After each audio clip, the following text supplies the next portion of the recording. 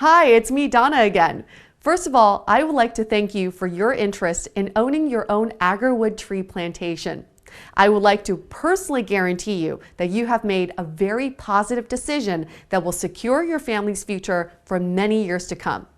Secondly, below this video, you will find all the research documents you need to fully familiarize yourself with all aspects of owning your very own agarwood plantation. Please feel free to download them now. Also, please bookmark this page in case you have to come back to it in the future. Now, I have a very special treat for you. I would like you to sit back and relax and watch a short little video produced by multi-award-winning Aljazeera TV that will explain to you exactly how incredibly valuable the agarwood tree is and why it's in such extremely high demand. You will see how one particular agarwood tree in Thailand is actually worth over $20 million and how it's even guarded around the clock by the Thailand military. I promise you will find this video very informative and entertaining. Once again, on behalf of all of us here at Plantations International, thank you for watching. Have a great day and enjoy the video.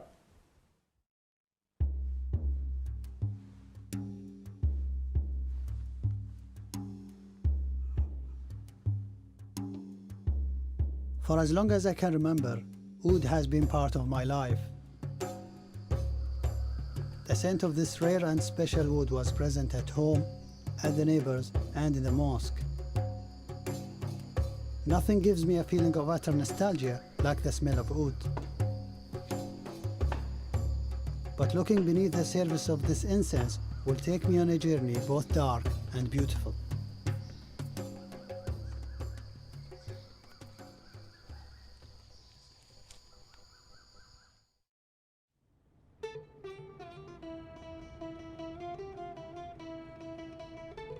The scent of oud is part of life not just in Qatar where I live, but in most of the Arabian Peninsula. More oud is burned here than anywhere else in the world.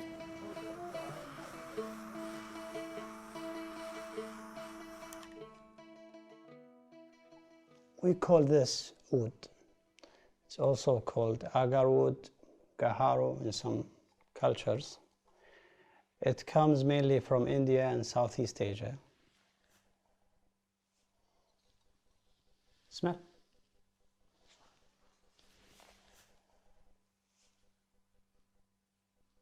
Yeah. Well, to you it might be weird, but to me it's really good because I'm used to it since I can remember. It's like you dipped the wood in a very nice perfume. Could you describe the smell?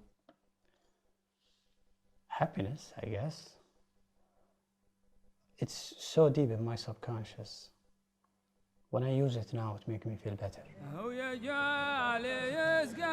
Everyone has their own associations with oud, but above all, it's a communal thing, used to welcome guests or share with family and friends.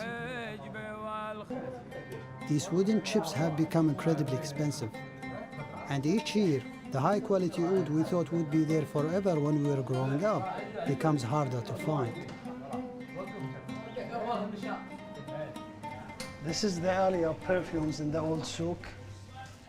Since oud becoming rarer and rarer, I will see now what they have to offer. تقول هذا كم بودي؟ كمبودي نعم. وهذا كم سعر الكيلو؟ هذا الكيلو 120. 120,000.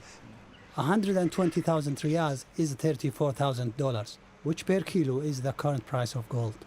Yeah, this is much better.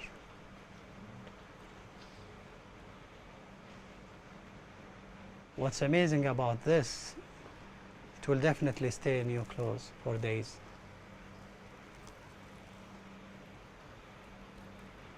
However, the price is too much and I can't afford it. Someone who's been selling oud for decades is Mohammed Al-Dalemi. In this storeroom, he estimates there is about $1.5 million worth of the wood. The good people who purchase the oud. How come the price tripled every few years? I mean, The demand in the market, in the whole market. People are using it more, even here. So in the Gulf country, they use it more now. They use it more. I use it more, but I don't know. You use it more. Yeah. I use it more. Everybody is using this. It was the recent surge in the price of wood that made me sit up and stop taking it for granted. When I looked into it, I found that the tree in the wild is verging on extinction in many countries. For some years, Joachim Gratzfeld of Botanic Garden Conservation International has been working on preserving the trees that produce wood. He takes me to the herbarium in Kew Gardens to show me how wood or agarwood is created. So this is the agarwood tree? Yes, so basically there is two genera, which is Aquilaria and Gyrops, which are the main groups of plants that produce agarwood. When a tree is wounded and has open bark, whatever. By what? It can be insects, it can be maybe a storm, can be many different things. So then it provides an entry for microorganisms, fungi. The counter reaction of the tree is to produce a resin, and it's this resin that then shows in these black spots.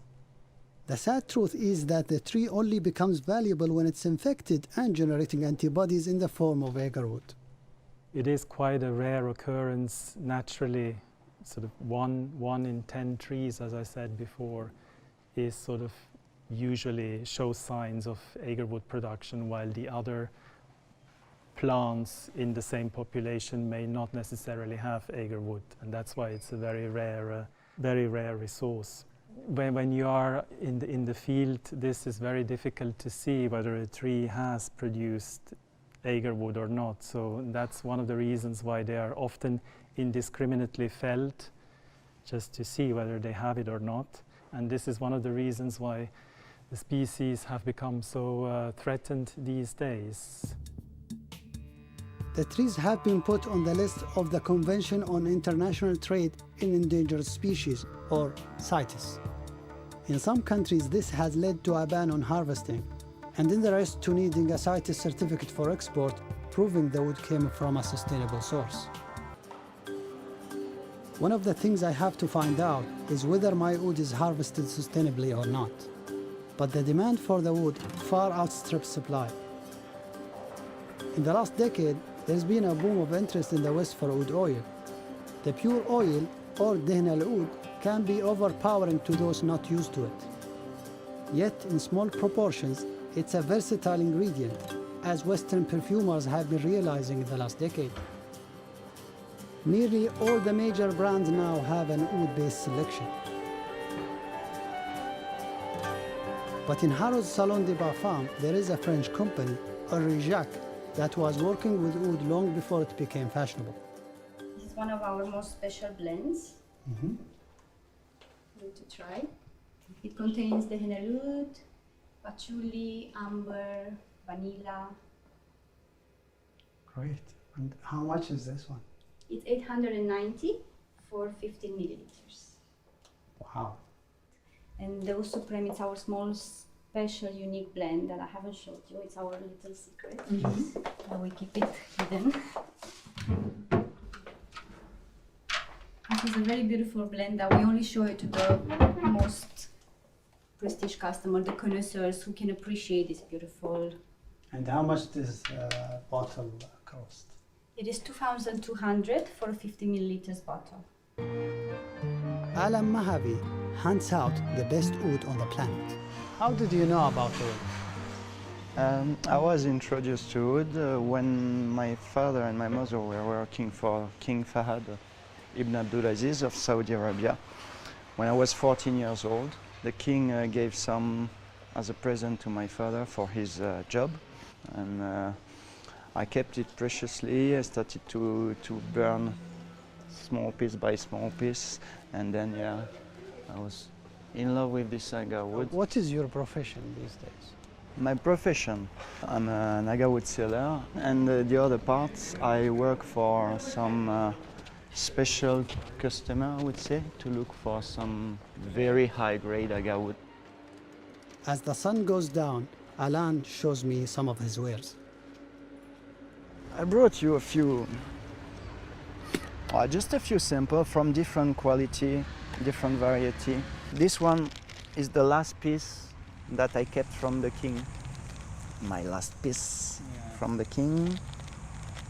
So you wouldn't burn this one? No, it's sentimental. Yeah, I know what you mean. So this is sinking grade from Okay. Indonesia.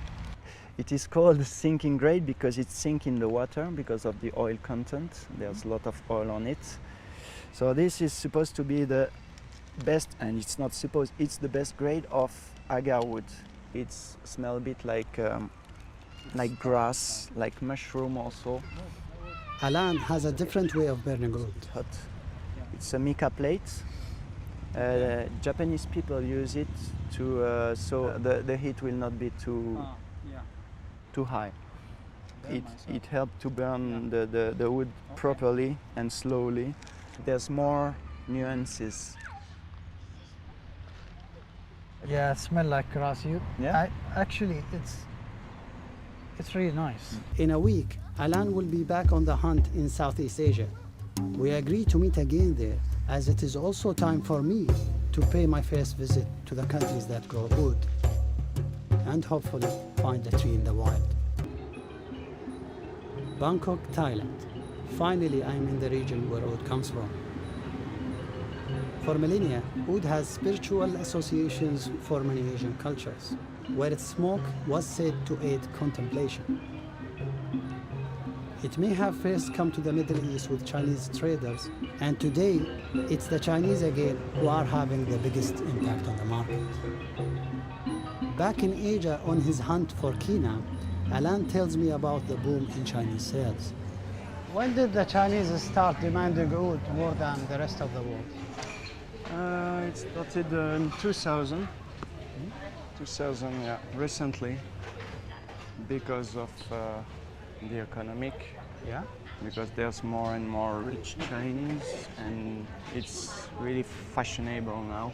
They buy all the highest quality, so the price is rising very, very fast, like every year, and can be like 20% also depending on the quality, for the highest quality. Overexploitation has led to a ban on wild harvesting in Thailand, and across Southeast Asia, there has been a boom in plantations growing cultivated agarwood. Here, Aquilaria are induced into generating their precious resin through chemical injections. Witsawa also uses his own concoction on trees owned by farmers he knows. I will show you the tree that already done inoculation. I did it, I think almost 2 years. This is the hole that I drill with electric driller, and I squeeze the liquid, the inducer, inside the hole, into the hole. But what do you inject it with? What is this? This is organic liquid. Anything is food grade. Yeah, but what's in it? I can't tell you everything because it's a secret formula.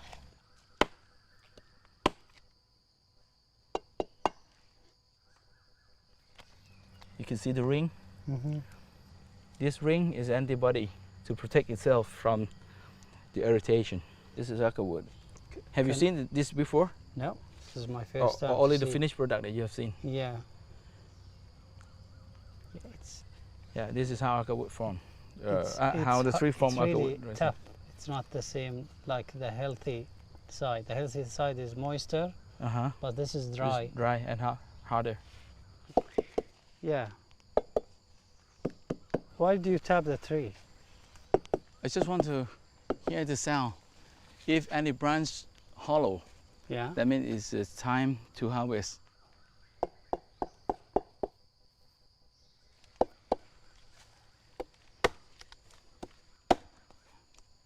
Yeah, it's ready to harvest. This one is good enough for a normal grade, not a super grade.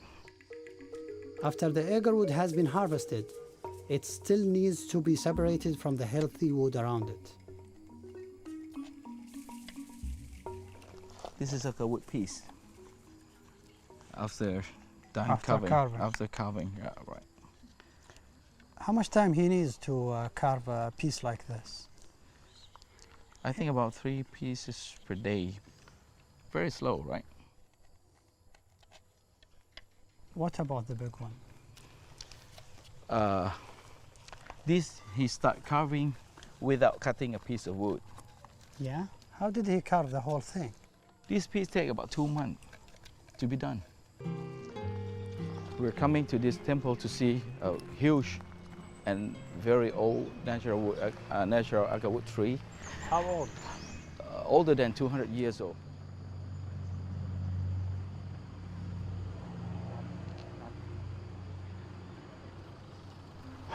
And over the years, did anybody try to buy it? It's very expensive. มีใครมาเสนอขอซื้อไหมอะไรไหม มีแต่ว่า เห็น ทาง ว่า วัดจะไม่นั้นมีญี่ปุ่นมา he said Japanese people แต่ว่าเรา offering เท่าไหร่นะเขาก็เสนอมา ตอนนั้นยังไม่ได้บอกดีกว่า เขาไม่ได้บอกราคา Which Sawa tells me later that the offer was $23 million, which might make this the single most expensive tree in the world. With the amounts of money on offer, it is hardly surprising that there is a huge black market for wild oud in Southeast Asia. This area in Bangkok has become known as Soy Arab or Arab Street. If you want oud, this is where to come. In lots of these shops, there are chips openly being sold from Cambodia, Sri Lanka, Burma, all countries where wild harvesting is banned. How does it come here? I thought it's illegal. But nobody wants to tell the truth. When you ask them, they keep telling, oh, I make it legally. But when you ask about the document, they don't have anything to show you. Mayam is an Orang Asli, one of the indigenous people of Malaysia. Aid? Okay. He makes his living from harvesting what the forest provides. Top of those provisions these days is oud, known here as Gaharu.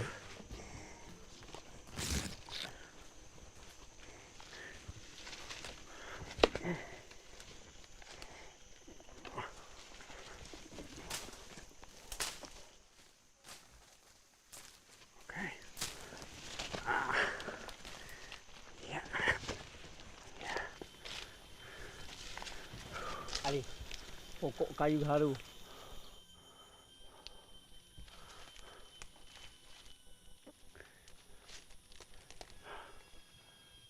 And there it is, the first oud tree I've seen growing in the forest. Tambah ambil lagi isi. Do you have other tree like this in the forest? Lebih kurang dalam 8 pokok, tapi tidak dekat-dekat, jauh-jauh. Do you think the tree still has a future here? Masa depan Malaysia, kalau tidak ada orang Kemboja, Vietnam, Thailand, Filipina mau datang lagi ke Malaysia, kalau tidak masuk lagi dalam hutan Malaysia ini, pokok kayu gaharu masa depan banyak. Dia pokok besar pun kasih tumbang, pokok sebesar ini pun dia gali cabut cari IC. We walked for hours and we didn't see any other tree, either healthy or infected. And eventually we saw only one tree, an infected one. And a local tribe member is harvesting this tree slowly and piece by piece.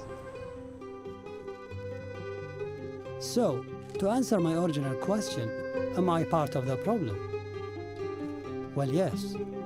I guess anyone using wild oud is some part of the problem. With the pressure put on it by people like me in the Gulf, by Western perfumers, by Chinese buyers and the black market, its survival may be reaching tipping point. The stocks in Malaysia and Indonesia, which are said to still be viable, supply just a fraction of the demand. The only hope I can see is plantations, where the tree can live long enough to produce the kind of resin that competes with that of the wild. But that will take time. Until then, all I know is that I will only buy wood from sustainable sources, and that after this journey, the scent of heaven will never smell the same again.